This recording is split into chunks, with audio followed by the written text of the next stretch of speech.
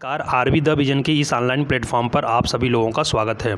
हम लोग यूपी द्वारा आयोजित पेट परीक्षा के लिए समान अध्ययन, समान जागरूकता और करंट अफेयर्स का प्रैक्टिस सेट देख रहे थे। आज के इस वीडियो में हम लोग प्रैक्टिस सेट 4 देखेंगे। तो चलिए हम लोग प्रश्नों को देखते हैं। पहला प्रश्न पूछा गया है, निम्नलिखित में से किस मुगल सम्राट द्वारा आगरा के किले का निर्माण किया गया था?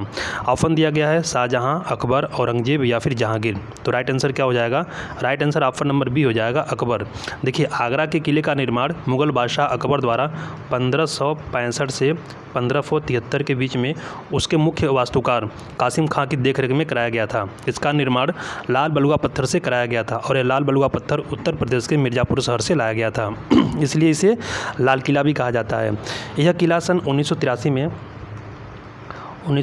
में यूनेस्को द्वारा घोषित विश्व धरोहर स्थल है। आइए प्रश्न संख्या 2 देखते हैं हम लोग। प्रश्न संख्या 2 में पूछा गया है, वर्ष 1857 के विद्रोह में कानपुर के नेता कौन थे? ऑप्शन दिया गया तात्या टोपे, कुंवर जगदीश सिंह, नाना साहेब या फिर वाजिद अली शाह। तो राइट आंसर क्या हो जाएगा? Right answer option number C हो जाएगा, नाना साहेब। देखिए, 1857 के विद्रोह को भारतीय स्वतंत्रता संग्राम, सिपाही विद्रोह तथा अन्य नामों से भी वर्णित किया गया है। ठीक है। इस विद्रोह की वास्तविक शुरुआत कब हुई थी? इस विद्रोह की जो वास्तविक शुरुआत हुई थी वह 10 मई 1857 में हुई थी। अगर आपसे प्रश्न पूछा जाए कि इस विद्रोह के लिए जो तारीख निर्धारित की गई थी कौन सी थी, तो वह थी 31 मई। 10 मई के बाद 11 मई को सिपाहियों ने दिल्ली पर कब्जा कर लिया था। ठीक है। इस विद्रोह में कानपुर से नाना साहब ने विद्रोह का नेतृत्व किया था। प्रश्न संख्या 3 देखते हैं हम लोग। प्रश्न संख्या 3 में पूछा गया है, निम्नलिखित में से कौन से राष्ट्रीय नेता poverty and un British rule in India के लेखक हैं? ऑप्शन दिया गया जीवी जोशी, गोपाल कृष्ण गोखले, दादा भाई नौरोजी या फिर जी सुब्रमण्यम अय्यर। तो राइट आंसर इसमें क्या हो जाएगा? Right answer option number C हो जाएगा, दादा भाई नौरोजी। देखिए, दादा भाई नौरोजी, जिन्हें grand old man of India के नाम से भी जाना जाता है, ने 1901 में ईयर देख लेते हैं हम लोग। 1901 में poverty and un British rule in India नामक पुस्तक में भारत में बढ़ रहे गरीबी को जो कि तथ्य व तर्कों के आधार पर प्रतिपादित किया था। उन्होंने कुल 3 बार भारतीय राष्ट्रीय कांग्रेस की अध्यक्षता की थी। पहली बार 1886 में कलकत्ता अधिवेशन, ठीक है। दूसरी बार उन्होंने 1893 में लाहौर अधिवेशन और तीसरी बार उन्होंने 1906 में कलकत्ता अधिवेशन में भारतीय राष्ट्रीय कांग्रेस के अध्यक्षता की थी। ठीक है। प्रश्न संख्या हम लोग 4 देखते हैं। प्रश्न संख्या 4 में पूछा गया है, वर्ष 1904 में किसने क्रांतिकारियों के गोपनीय समिति के रूप में अभिनव भारत का आयोजन किया था? ऑप्शन दिया गया है वीडी सावरकर, प्रफुल्ल चाकी, सचिन सान्याल या फिर रास बिहारी बोस। तो इसमें राइट आंसर क्या हो जाएगा? Right answer option number A हो जाएगा, वीडी सावरकर। देखिए, 1904 ईस्वी में क्रांतिकारी विनायक दामोदर सावरकर, जिन्हें हम लोग वीडी सावरकर के नाम से जानते हैं, उनके भाई गणेश दामोदर सावरकर तथा नारायण दामोदर सावरकर ने गोपनीय समिति के रूप में अभिनव भारत समिति का आयोजन या निर्माण किया था। प्रश्न संख्या 5 देख लेते हैं हम लोग। प्रश्न संख्या 5 में पूछा गया है, वर्ष 1905 में बंगाल के विभाजन के दौरान भारत के वायसराय कौन थे? Lord Curzon, lord Elgin second, lord Minto या लॉर्ड हार्डिंग। तो राइट आंसर इसमें क्या हो जाएगा? Right answer option number A हो जाएगा, लॉर्ड कर्जन। देखिए, लॉर्ड कर्जन ने 19 जुलाई 1905, अगर हम लोग पूछे इसकी घोषणा कब की गई थी, तो 19 जुलाई को की गई थी। और ये एक्टिव कब हुआ था? तो 16 अक्टूबर से इसको प्रभावी कर दिया गया था, इस विभाजन को। ठीक है। आगे चलकर क्या होता है कि आगे चलकर 1911 में लॉर्ड हार्डिंग ने इस विभाजन को रद्द करने की घोषणा कर दी थी। आइए प्रश्न संख्या 6 देखते हैं हम लोग। प्रश्न संख्या 6 में पूछा गया है, निम्नलिखित में से किस क्रांतिकारी द्वारा द फिलॉसफी ऑफ द बम नामक प्रसिद्ध लेख लिखा गया? यशपाल, भगवती चरण बोहरा, भगत सिंह या फिर सूर्य सेन। तो इसमें राइट आंसर क्या हो जाएगा? Right answer option number B हो जाएगा, भगवती, यहाँ शरण नहीं है, भगवती चरण बोहरा हो जाएगा। ठीक है। देखिए, क्रांतिकारी भगवती चरण बोहरा ने बम का दर्शन यानी फिलॉसफी ऑफ बम नामक प्रसिद्ध लेख लिखा था। यहाँ शरण नहीं है, चरण है। प्रश्न संख्या 7 देख लेते हैं हम लोग। प्रश्न संख्या 7 में पूछा गया है, निम्नलिखित में से क्या 10 डिग्री चैनल से अलग किए गए हैं? लक्षद्वीप और मालदीव, अंडमान और निकोबार द्वीप समूह, मिनिकॉय द्वीप और मालदीव, कवरत्ती और मिनिकॉय द्वीप। तो इसमें राइट आंसर क्या हो जाएगा? राइट आंसर इसमें ऑप्शन नंबर बी हो जाएगा, अंडमान और निकोबार द्वीप समूह। देखिए, 10 डिग्री जल संधि भारत के अंडमान व निकोबार द्वीप समूह में छोटे अंडमान द्वीप को निकोबार द्वीप से अलग करने वाली जल संधि है। प्रश्न संख्या 8 देखते हैं हम लोग। प्रश्न संख्या 8 में पूछा गया है, निम्नलिखित में से कौन सा पर्वतीय दर्रा उत्तराखंड में स्थित नहीं है? लिपुलेख, शिवकिला, नीति दर्रा या फिर मुलिंगला। तो राइट आंसर इसमें क्या हो जाएगा? Right answer option number B हो जाएगा शिवकीला। लिपुलेख, नीति दर्रा और मुलिंगला ये तीनों दर्रा कहाँ पे? ये उत्तराखंड में है। जबकि शिवकीला दर्रा कहाँ है? यह हिमाचल प्रदेश में है। ठीक है, हिमाचल प्रदेश में है। और इसी जो दर्रा है, यह दर्रा कहाँ पे है? हिमाचल प्रदेश में है और यह किन्नौर जिले को तिब्बत से जोड़ता है। सतलज नदी इसी दर्रे के सहारे भारत में प्रवेश करती है। प्रश्न संख्या 9 देखते हैं हम लोग। प्रश्न संख्या 9 में पूछा गया है, निम्नलिखित में से कौन सा विकल्प भारतीय प्रायद्वीप में पश्चिम की ओर बहने वाली दूसरी सबसे बड़ी नदी है? नर्मदा, तापी, साबरमती या फिर कोयना? तो राइट आंसर इसमें क्या हो जाएगा? Right answer option number B हो जाएगा तापी। तापी को जो कि ताप्ती को हम लोग तापी के नाम से भी जानते हैं। अगर बात करें पहली सबसे बड़ी नदी कौन सी है जो पश्चिम की ओर प्रवाहित होती है, पश्चिम की ओर प्रवाहित होती है, कौन सी हो जाएगी? वह नर्मदा हो जाएगी। ठीक है, और दूसरी सबसे बड़ी कौन सी है? वह तापी है। तो प्रश्न के अनुसार आंसर क्या हो जाएगा? तापी नदी। प्रश्न संख्या 10 देखते हैं हम लोग। प्रश्न संख्या 10 में पूछा गया है, संविधान सभा द्वारा भारतीय संविधान को कब पारित किया गया था? 26 जनवरी 1950, 26 नवंबर 1950, 14 अगस्त 1947 या फिर 26 नवंबर 1949?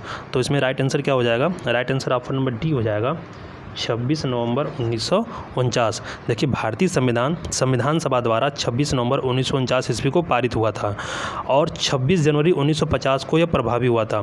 भारतीय संविधान को तैयार होने में या बनने में कुल 2 साल 11 माह और 18 दिन लगे थे। 26 नवंबर को प्रत्येक वर्ष संविधान दिवस मनाया जाता है। ये भी इंपॉर्टेंट फैक्ट है, इसको आप लोग याद रखिए।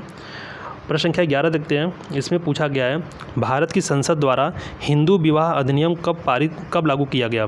1950, 55, 1957 या 1961? तो सीधे इसका राइट आंसर क्या हो जाएगा? इसका right answer option number B हो जाएगा 1955। आइए प्रश्न संख्या 12 देखते हैं हम लोग। प्रश्न संख्या 12 में पूछा गया है, भारत के निम्नलिखित राज्यों में से किसमें कॉफ़ी का उत्पादन सबसे अधिक होता है? केरल, असम, तमिलनाडु या फिर कर्नाटक? तो right answer option number D हो जाएगा कर्नाटक। देखिए, भारत में जो कॉफ़ी का उत्पादन होता है वो मुख्य रूप से दक्षिण भारतीय राज्यों के पहाड़ी क्षेत्रों में होता है और इसमें भी सबसे ज़्यादा कहाँ पे होता है? कर्नाटक राज्य में होता है। और कितना होता है? 53% होता है। ठीक है, 53% होता है। बात करें हम लोग केरल में, तो केरल में 28% होता है। और अगर बात करें तमिलनाडु की, तमिलनाडु में 11% होता है। ठीक है, आइए हम लोग अगला प्रश्न देखते हैं। प्रश्न संख्या 13।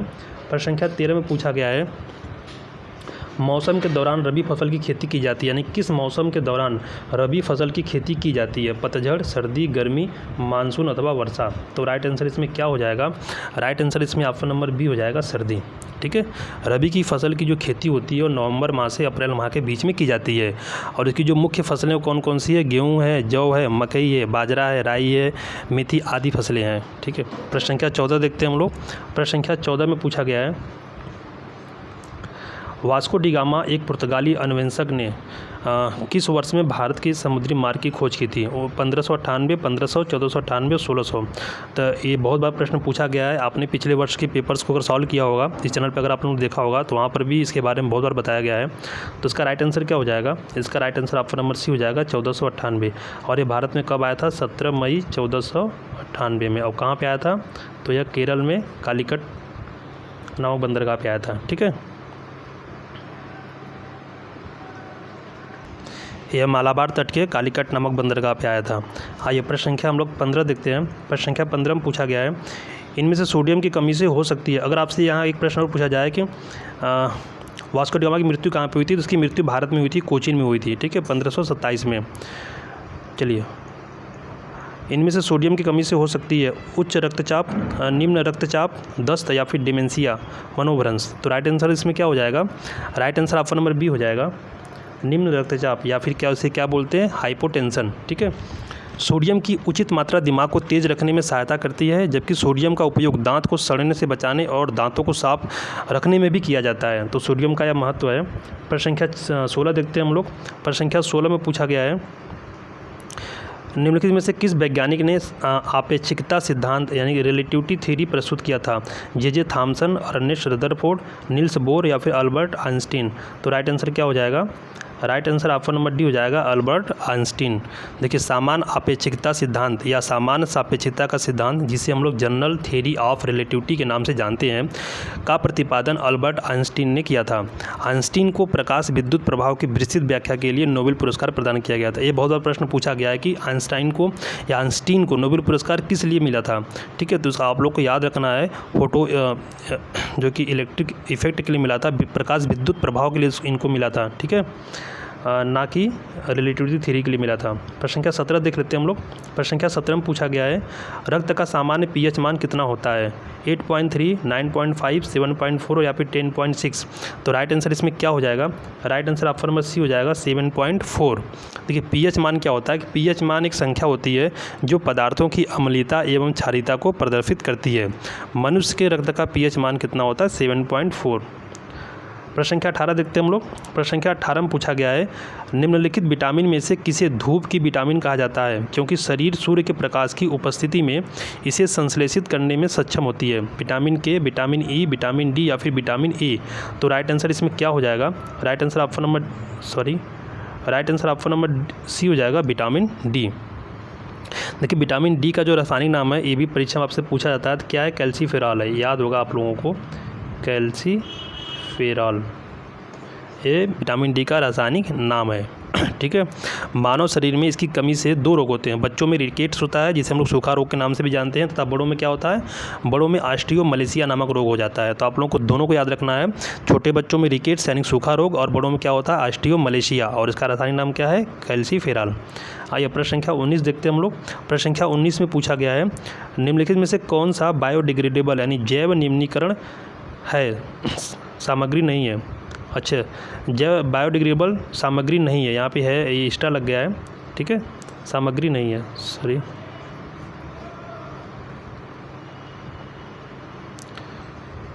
कपास, जानवरों की हड्डियाँ, एल्युमिनियम फॉइल या फिर लकड़ी। तो इसमें देखिए जो कपास है, जानवरों की हड्डियाँ हैं और लकड़ी, तीनों क्या है, तीनों बायोडिग्रेडेबल है, जबकि एल्युमिनियम फॉइल क्या है, यह बायोडिग्रेडेबल नहीं है। बायोडिग्रेडेबल क्या होता है, जीवों के माध्यम से जिन पदार्थों का रासायनिक विघटन संभव होता है उन्हें हम लोग जैव निम्नीकरण यानी कि बायोडिग्रेडेबल कहते हैं। ठीक है, तो पूछा है कौन सा नहीं है, तो कौन सा हो जाएगा, aluminium foil. Right answer option number C हो जाएगा। आइए प्रश्न संख्या 20 देखते हैं हम लोग। प्रश्न संख्या 20 में पूछा गया है निम्नलिखित में से किस भारतीय वैज्ञानिक ने नॉर्मन बोरलॉग के साथ सहयोग किया, जिसकी परिणति भारत में हरित क्रांति के रूप में हुई। सत्येंद्र नाथ बोस, मेघनाथ शाह, हरगोविंद खुराना, MS स्वामीनाथन। देखिए यह प्रश्न इस बार परीक्षा में जरूर पूछा जाएगा, चाहे करंट अफेयर्स के माध्यम से पूछा जाए या GS या GK में, क्योंकि अभी हाल ही में MS स्वामीनाथन क्या हो गया, निधन हो गया। पिछले महीने इनका क्या हुआ, पिछले महीने इनकी डेथ हो गई है। तो जब पूछा गया कि भारत में हरित क्रांति की बात करें, भारत में हरित क्रांति की जो शुरुआत हुई थी 1966 और 67 में की गई थी। ठीक है, और भारत में हरित क्रांति के पिता के रूप में किन्हें जाना जाता है, MS स्वामीनाथन को। और विश्व स्तर पर बात करें तो नॉर्मन बोरलॉग को हरित क्रांति के पिता के रूप में जाना जाता है। तो राइट आंसर क्या हो जाएगा, option number D, MS Swaminathan. आइए प्रश्न संख्या हम लोग 21 देखते हैं। प्रश्न संख्या 21 में पूछा गया है भूकंप को रिकॉर्ड करने के लिए निम्नलिखित में से किस उपकरण का इस्तेमाल किया जाता है, सिस्मोग्राफ, सोनोग्राफी, स्पेक्ट्रोग्राफ या फिर स्पिग्मोग्राफ। राइट आंसर इसमें क्या हो जाएगा, राइट आंसर इसमें हो जाएगा ऑप्शन नंबर ए, सिस्मोग्राफ। प्रश्न संख्या 21 की बात करें हम लोग तो भूगर्भ शास्त्र की एक विशेष शाखा जिसमें भूकंपों का अध्ययन किया जाता है उसे सिस्मोलॉजी कहा जाता है, जबकि जिन उपकरणों द्वारा भूकंपीय तरंगों की तीव्रता मापी जाती है उन्हें सिस्मोग्राफ कहते हैं। आइए प्रश्न संख्या 22 देखते हैं हम लोग। प्रश्न संख्या 22 में पूछा गया है स्टैच्यू ऑफ यूनिटी के प्रति श्रद्धांजलि किसके प्रति श्रद्धांजलि है, महात्मा गांधी, सरदार वल्लभ भाई पटेल, पंडित नेहरू या फिर अटल बिहारी वाजपेयी। तो राइट आंसर इसमें क्या हो जाएगा, right answer option number B हो जाएगा, सरदार वल्लभ भाई पटेल। ठीक है, सरदार वल्लभ भाई पटेल के श्रद्धांजलि में स्टैच्यू ऑफ यूनिटी मूर्ति का निर्माण किया गया है। और ये कहाँ पे किया गया, गुजरात में है। और ये किस नदी के तट पे है, नर्मदा नदी के तट पर यह स्थित है। इसकी ऊंचाई कितनी है, इसकी ऊंचाई है 182 मीटर। ठीक है, आइए प्रश्न संख्या 23 देखते हैं हम लोग। प्रश्न संख्या 23 में पूछा गया है कि प्लासी की लड़ाई अंग्रेजों और के बीच लड़ी गई थी। सिराजुद्दौला, हबीबुल्ला खान, उस्मान अली खान, मीर मोहम्मद यूसुफ खान। आप लोग इसमें से कोई भी नाम से परिचित नहीं है सिवाय के नाम से, सिराजुद्दौला। तो राइट आंसर क्या हो जाएगा, right answer option number A हो जाएगा, सिराजुद्दौला। जो प्लासी की युद्ध हुआ था कब हुआ था, 23 जून 1757 में। किसके बीच में हुआ, अंग्रेजों और सिराजुद्दौला के बीच में। ठीक है, आइए प्रश्न संख्या हम लोग 24 देखते हैं हम लोग। प्रश्न संख्या 24 में पूछा गया है कंचनजंगा या कंचनजंगा विश्व में तीसरा सबसे बड़ा पर्वत किसके किसके बीच सीमा पर स्थित है? भारत और भूटान, भारत और चीन, भारत और नेपाल या फिर भारत और तिब्बत? तो राइट आंसर इसमें क्या हो जाएगा? राइट आंसर ऑप्शन नंबर ई हो जाएगा, भारत और भूटान। सॉरी, कंचनजंगा पर्वत विश्व का तीसरा सबसे ऊंचा पर्वत शिखर है, जिसकी ऊंचाई कितनी है? 8598 मीटर। ठीक है, 8598 मीटर इसकी क्या है? ऊंचाई है। यह पर्वत भारत के सिक्किम राज्य में है। अगर आपसे पूछा जाए कि भारत और भूटान सीमा रेखा पे, तो मालूम हो गया, लेकिन किस स्टेट में है? तो कहाँ पे है? सिक्किम में है। ठीक है, और एक महत्वपूर्ण तथ्य यहाँ पे और है, कंचनजंगा राष्ट्रीय उद्यान वो भी सिक्किम राज्य में स्थित है। आइए प्रश्न संख्या 25 देखते हैं हम लोग। प्रश्न संख्या 25 में पूछा गया है, निम्न में से कौन सा राज्य भारत में खाद्यान्न का सबसे बड़ा उत्पादक है? मध्य प्रदेश, पंजाब, उत्तर प्रदेश या फिर कर्नाटक? तो इसका राइट आंसर आप सबको पता है, ऑप्शन नंबर सी, उत्तर प्रदेश। प्रश्न संख्या 26 देखते हैं।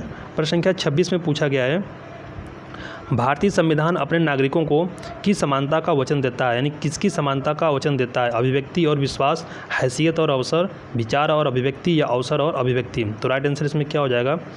राइट आंसर ऑप्शन में बी हो जाएगा, हैसियत और अवसर। हैसियत मतलब होता है प्रतिष्ठा। ठीक है, 26 का क्या हो जाएगा? 26 राइट आंसर बी हो जाएगा, और हैसियत और अवसर की समानता का वचन देता है। प्रश्न संख्या 27 देखते हैं हम लोग। प्रश्न संख्या 27 में पूछा गया है, उस स्थान का नाम बताएं जहां बौद्धों की मान्यता के अनुसार गौतम बुद्ध ने अपनी मृत्यु के बाद परिनिर्वाण प्राप्त किया था। राइट ऑप्शन दिया गया कौशाम्बी, कुशीनगर, बदायूं या फिर चित्रकूट? तो राइट आंसर इसमें क्या हो जाएगा? Right answer option number B हो जाएगा, कुशीनगर। देखिए, कुशीनगर या कुशीनारा, ठीक है, बौद्ध धर्म के प्रवर्तक महात्मा बुद्ध की मृत्यु 80 वर्ष की अवस्था में कब हुई थी? 483 ईसा पूर्व में, 483 BC में हुई थी, ईसा पूर्व में हुई थी। और कैसे हुई थी? और चुंद द्वारा, एक इनका शिष्य था चुंद द्वारा अर्पित भोजन करने के बाद ही इनकी मृत्यु हो गई थी, और इस घटना को बौद्ध धर्म में महापरिनिर्वाण के नाम से जाना जाता है।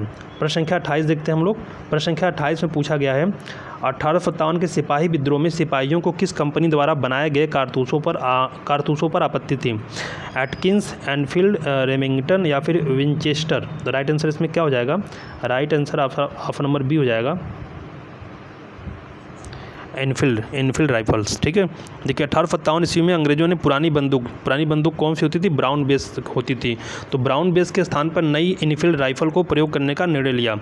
इसके लिए जो कारतूस बनाए गए थे, उन्हें राइफल में भरने से पहले मुंह से खोलना पड़ता था उन कारतूसों को, और इन कारतूसों में गाय और सुअर की चर्बी का प्रयोग किया गया था। और इसी बात से क्या हुआ? सिपाहियों में नाराज़गी उत्पन्न हो गई और उन लोगों ने विद्रोह कर दिया। आइए, सबसे पहले सिपाहियों ने ही विद्रोह किया था। 29 की बात करें तो खुदीराम बोस को ब्रिटिश न्यायाधीश मजिस्ट्रेट की हत्या के प्रयास के लिए फांसी दी गई थी। यानी किस ब्रिटिश न्यायाधीश मजिस्ट्रेट की हत्या के प्रयास के लिए फांसी दी गई थी? ऑप्शन दिया गया किंग्सफोर्ड, शोर, क्लार्क या फिर बार्लो? तो राइट आंसर इसमें क्या हो जाएगा? Right answer option number A हो जाएगा, किंग्सफोर्ड। प्रश्न संख्या 30 देखते हैं हम लोग। प्रश्न संख्या 30 में पूछा गया है कि भारत की समुद्री सीमा तटीय किनारे से दूरी तक समुद्र में फैली हुई है। 18 समुद्री मील, 24 समुद्री मील, 12 समुद्री मील या फिर 30 समुद्री मील? तो राइट आंसर इसमें क्या हो जाएगा? Right answer option number C हो जाएगा, 12 समुद्री मील। ठीक है, क्या हो जाएगा right answer? Right answer option number C हो जाएगा, 12 समुद्री मील। एक मिनट,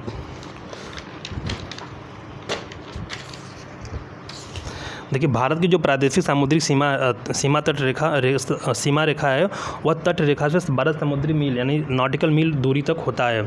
यहाँ भारत को संपूर्ण अधिकार प्राप्त होता है। तट रेखा से 24 समुद्री मील की दूरी तक को संलग्न क्षेत्र कहते हैं। अनन्य आर्थिक क्षेत्र की बात करें तो तट रेखा से 200 समुद्री मील की दूरी तक को अनन्य आर्थिक क्षेत्र कहा जाता है। आइए प्रश्न संख्या 31 देखते हैं हम लोग। प्रश्न संख्या 31 में पूछा गया है, माउंट किलिमंजारो में स्थित एक निष्क्रिय ज्वालामुखी है। कहाँ पे स्थित एक निष्क्रिय ज्वालामुखी है? तंजानिया, कीनिया, इथियोपिया या फिर घाना? तो राइट आंसर क्या हो जाएगा? Right answer option number A हो जाएगा, तंजानिया। आइए प्रश्न संख्या हम लोग 32 देखते हैं। प्रश्न संख्या 32 में पूछा गया है, ग्राम पंचायत तंत्र के 3 स्तर होते हैं। ब्लॉक स्तर पर होता है, ब्लॉक स्तर पर कौन सा समिति होता है? राज्य समिति, पंचायत समिति, जिला समिति या फिर ग्राम सभा? तो राइट आंसर इसमें क्या हो जाएगा? राइट आंसर इसमें क्या हो जाएगा? राइट आंसर इसमें ऑप्शन नंबर बी हो जाएगा, पंचायत समिति। पंचायत समिति, ठीक है। देखिए, बलवंत राय मेहता समिति की सिफारिशों पर भारतीय संविधान के 73वें संविधान संशोधन अधिनियम 1992 द्वारा भारत में लागू पंचायती राज के 3 स्तर कौन कौन से हैं? वह है, पहला है ग्राम स्तर पर ग्राम सभा, ब्लॉक स्तर पर पंचायत समिति और तीसरे स्तर पर जिला स्तर पर क्या है, जिला पंचायत समिति का गठन किया गया है। प्रश्न संख्या 33 देखते हैं हम लोग। प्रश्न संख्या 33 में पूछा गया है, गांधीवादी अर्थव्यवस्था किस पर बल देती है? ठीक है, किस पर फोकस्ड है?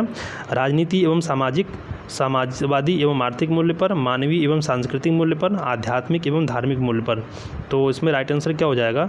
Right answer option number B हो जाएगा, समाजवादी एवं आर्थिक मूल्य पर आधारित है। देखिए, श्री आचार्य श्रीमान नारायण या श्रीमान नारायण, आप जो भी बोल लीजिए, तो आचार्य श्रीमान नारायण ने 1944 ईस्वी में गांधी जी के सिद्धांतों पर आधारित एक योजना प्रस्तुत की थी, जो कि 1948 में क्या हुआ, इसे स्वीकार किया गया था। इसे गांधीवादी विकास मॉडल कहा जाता है। यह समाजवादी एवं आर्थिक मूल्य पर बल देती है। इस योजना में एक स्वावलंबी ग्रामीण अर्थव्यवस्था की स्थापना का परामर्श दिया गया था। आइए प्रश्न संख्या हम लोग देखते हैं 34। प्रश्न संख्या 34 में पूछा गया है, उस रोजगार की स्थिति को क्या कहते हैं जिसमें कृषि श्रमिकों की उत्पादकता शून्य होती है? मौसमी बेरोजगारी, चक्रीय बेरोजगारी, प्रच्छन्न बेरोजगारी या फिर ढांचागत बेरोजगारी। तो इसका राइट आंसर क्या हो जाएगा? इसका right answer option number C हो जाएगा, प्रच्छन्न बेरोजगारी।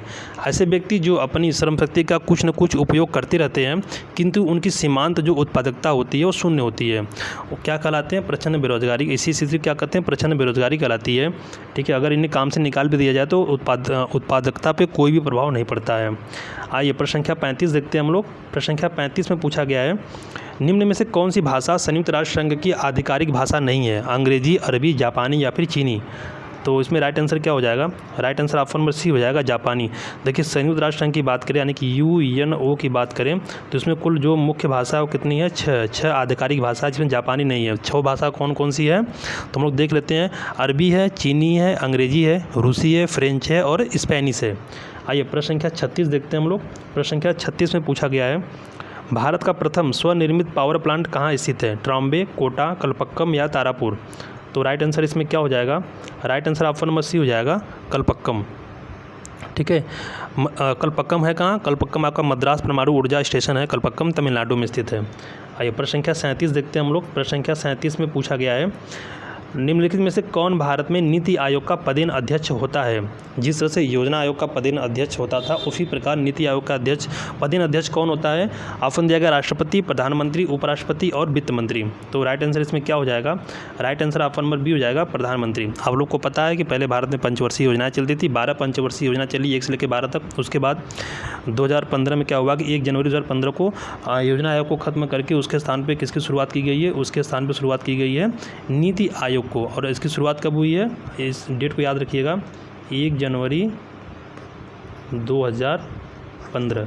ये 15 है, 1 जनवरी 2015, इसको आप लोग को याद रखना है। आइए प्रश्न संख्या 38 देखते हैं। प्रश्न संख्या 38 में पूछा गया है, भारत में विकसित होने वाला प्रथम आधुनिक उद्योग कौन सा था? लोहा, पहला आधुनिक उद्योग या प्रथम आधुनिक उद्योग कौन सा था? लोहा एवं इस्पात उद्योग, सीमेंट उद्योग, कुटीर उद्योग या फिर इंजीनियरिंग उद्योग। तो इसमें राइट आंसर क्या हो जाएगा? इसमें राइट आंसर ऑप्शन नंबर ए होगा, लोहा एवं इस्पात उद्योग। ठीक है, देखिए, ब्रिटिश औपनिवेशिक शासन के दौरान भारत में विकसित होने वाला पहला आधुनिक उद्योग कौन सा था? वो था लोहा और इस्पात उद्योग था।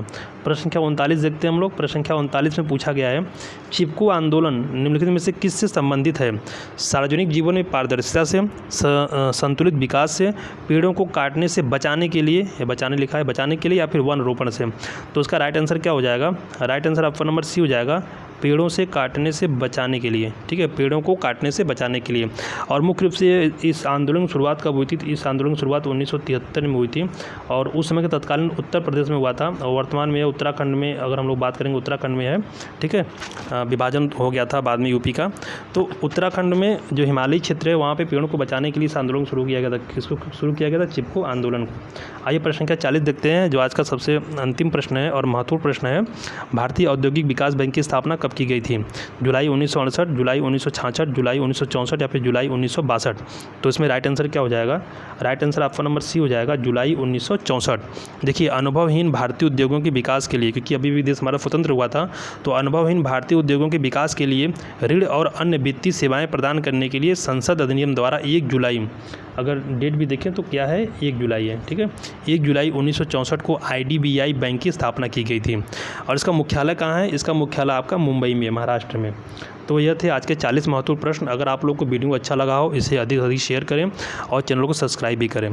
पूरा वीडियो देखने के लिए आप सभी लोगों का बहुत बहुत धन्यवाद।